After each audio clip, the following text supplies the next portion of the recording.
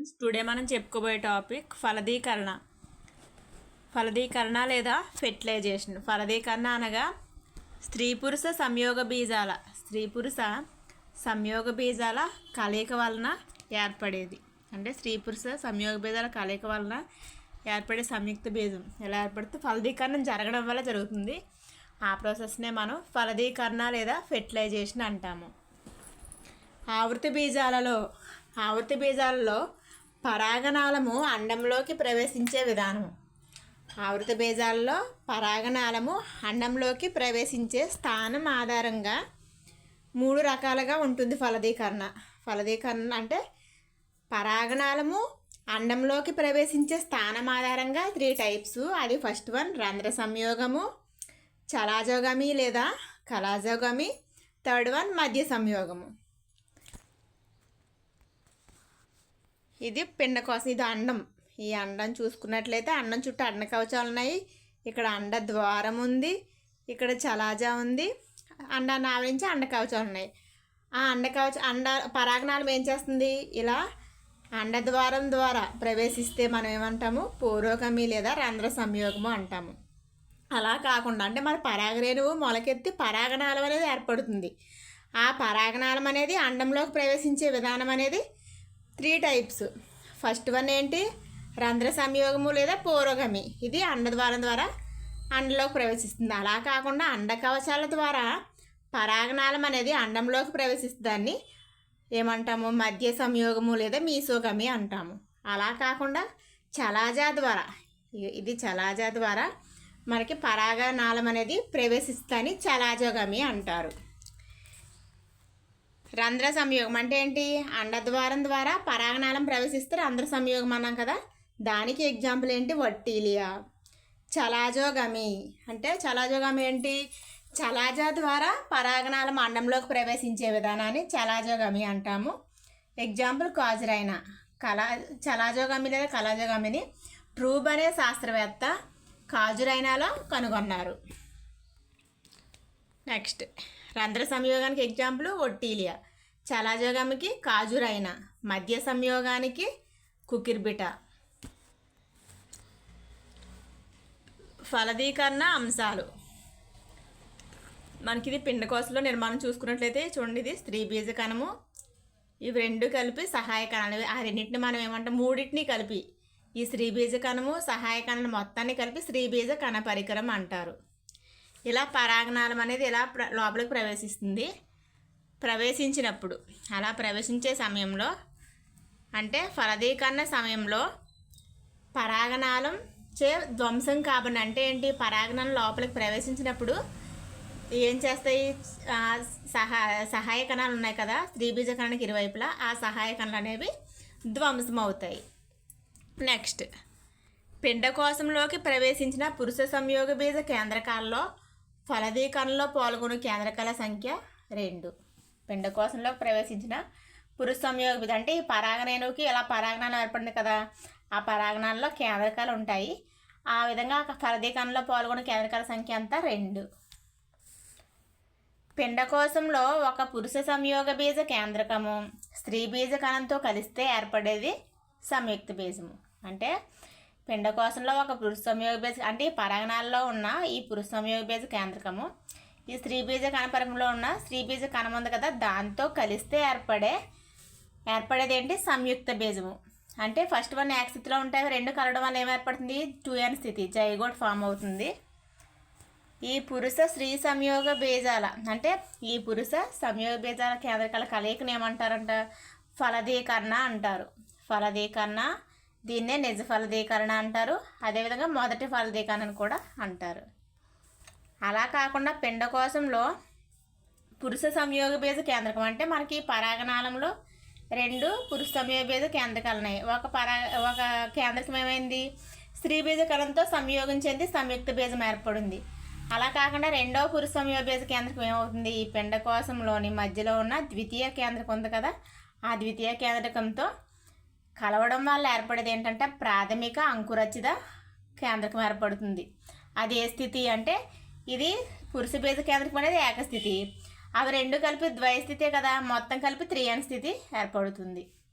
Next ఆవృత బీజాల్లో రెండవ ఫలదీకరణ ఫలితంగా ఏర్పడేది ప్రాథమిక అంకురస్థ కేంద్రకము. ఆవృత బీజాల్లో రెండవ ఫలదీకరణకు పేరేంటి? త్రిసంయోగము లేదా శాఖీయ సంయోగము. ఆవృత బీజాల్లో ద్విఫలదీకరణ ఫలితంగా ఏర్పడేది సంయుక్త బీజము, ప్రాథమిక అంకురస్థ కేంద్రకము. ఆవృత బీజాల్లో నిజ ఫలదీకరణను వివరించిన శాస్త్రవేత్త ఎవరు? స్ట్రాస్బర్గర్. త్రిసంయోగం అంటే ఏంటి? రెండవ పురుష సంయోగ బీజ కేంద్రకం ఏం చేస్తుంది? ద్వితీయ కేంద్రకంతో కలిసింది కదా, దాన్నే త్రిసంయోగం అంటాము. ఆ త్రిసంయోగాన్ని వివరించిన శాస్త్రవేత్త నవాషిన్. ఇందులో లిలియం ఫ్రిటిల్లరియా మొక్కలు. త్రిసంయోగంలో పాల్గొనే కేంద్రకాల సంఖ్య 3. ఫలదీకరణలో పాల్గొనే కేంద్రకాల సంఖ్య 2. ఆవృత బీజాల్లో నిజ ఫలదీకరణ త్రిసంయోగంలో మొత్తం పాల్గొనే కేంద్రకాల సంఖ్య. త్రిసంయోగంలో 3 కేంద్రకాలు, నిజ ఫలదీకరణలో 2 కేంద్రకాలు. 2, 3, 5 కేంద్రకాలు. నిర్మాణం. పురుష సంయోగ బీజ కేంద్రకం అనేది ఏకస్థితిలో ఉంటుంది.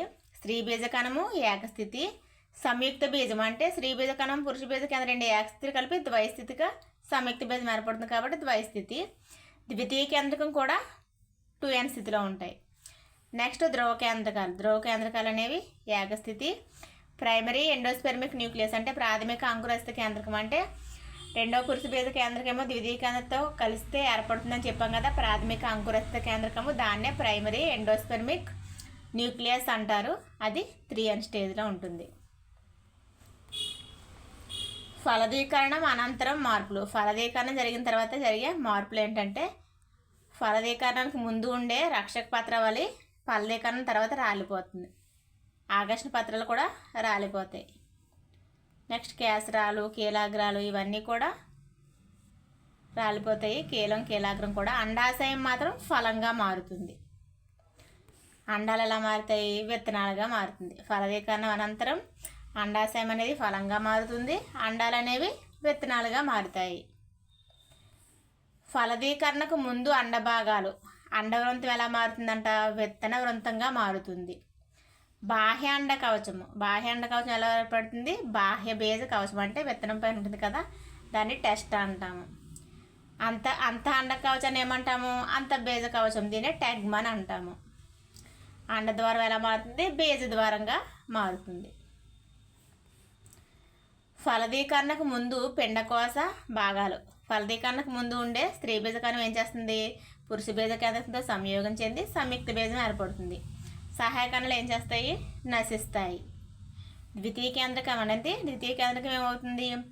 రెండవ పురుష సంయోగ బీజ కేంద్రంతో కలిసి ప్రాథమిక అంకురస్థ కేంద్రకం ఏర్పడుతుంది. ప్రైమరీ ఎండోస్పెర్మిక్ న్యూక్లియస్ ఏర్పడుతుంది.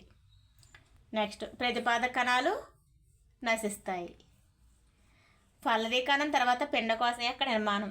సంయుక్త బీజం ఏం చేస్తుంది? సమవిభజన చెంది పిండంగా మారుతుంది. ఈ ప్రైమరీ ఎండోస్పెర్మిక్ న్యూక్లియస్ ఉంది కదా, అది కూడా సమవిభజన చెంది అంకురస్థంగా ఏర్పడుతుంది. విత్తనంలో పిండం పెరుగుదల జరగాలి కాబట్టి దానికి కొన్ని పోషకాలు అనేవి కావాలి. ఆ పోషకాలను ఏదన్నా ఇస్తుందంట? అంకురస్థం ఏర్పడుతుంది. ఈ ద్వితీయ కేంద్రకంతో కలిసిన పురుష బీజ కేంద్రం 2 కలిపి ఏమన్నా చెప్పాం? ప్రాథమిక అంకురస్థ కేంద్రకం ఉంది కదా, ఆ అంకురస్థం అనేది విత్తనంలో ఉండే పిండం పెరుగుదలకు ఆహారాన్ని, పోషకాలను అందిస్తుంది. పిండమును ఆవరిస్తూ ఉండే పోషక కణజాలాన్ని ఏమంటాము? అంకురచ్చితము అంటాము. పిండమును ఆవరిస్తూ ఉండే పోషక కణజాలాన్ని అంకురచ్చితం అంటాము. అంకురచితము కలిగిన విత్తనాలు. అంకురచిత సహిత విత్తనాలు ఆల్బమినస్ విత్తనాలు. అంటే ఈ అంకురచిత సహిత విత్తనాలనే ఆల్బిమినార్ విత్తనాలు అంటాము. ఎగ్జాంపుల్ కొబ్బరి, రిసినస్ కమ్యూనస్ ఆముదము, వరి, గోధుమ మొదలైనవి అంకురచిత కలిగిన విత్తనాలు. అంటే అంకురచిత సహిత విత్తనాలకి ఎగ్జాంపుల్ ఏంటి? కొబ్బరి అంటే కోకాస్ న్యూస్ఫెరస్, రిసినస్ వరి, వరైజా, గోధుమ ట్రిటికమ్. నెక్స్ట్ అంకురచితము లోపించిన విత్తనాలు. అంకురచిత రహిత విత్తనాలు లేదా ఆల్బిమినస్ రహిత విత్తనాలకు ఎగ్జాంపుల్ ఏంటంట? వేరుశనగ, సైసర్ అరైటినం అంటే శనగలు, కంది మొదలైనవి. అంకురచిత సహిత విత్తనాలకు ఎగ్జాంపుల్ ఏంటి? వరి, గోధుమ, కోకాస్, రిసినస్. అంకురచిత రహిత విత్తనాలకు ఎగ్జాంపుల్ వేరుశనగ, సైసర్ అరైటినం, కంది, డాలికస్. నెక్స్ట్, కొన్ని మొక్కల విత్తనాల్లో మిగిలిపోయిన అండాంత కణజాలంకు పేరేంటి? పరిచ్ఛేదం. కొన్ని మొక్కల విత్తనాల్లో అండాంత కణజాలంకు పేరు ఏంటి? పరిచ్ఛేదం. పరిచ్ఛేదంను చూపించు కుటుంబాలు: పైపరేసి కుటుంబము, నింఫియేసి. పరిచ్ఛేదమును ప్రదర్శించు మొక్కలు: పైపర్ నైగ్రమ్ మిరియాలు, కాఫియా అరాబికా కాఫీ మొక్కలు, మెరిస్టికా మిజైన్. బేజపుచ్చం రిస్నెస్లో కారంకుల్. కొబ్బరిలో ఖాద్య భాగం అంటే కొబ్బరిలో తినదగిన భాగాన్ని మనము అంకురచితం అంటారు. కాఫీ విత్తనాల్లో ఖాద్య భాగం అంటే తినదగింది ఏంటంటే పరిచ్ఛేదం.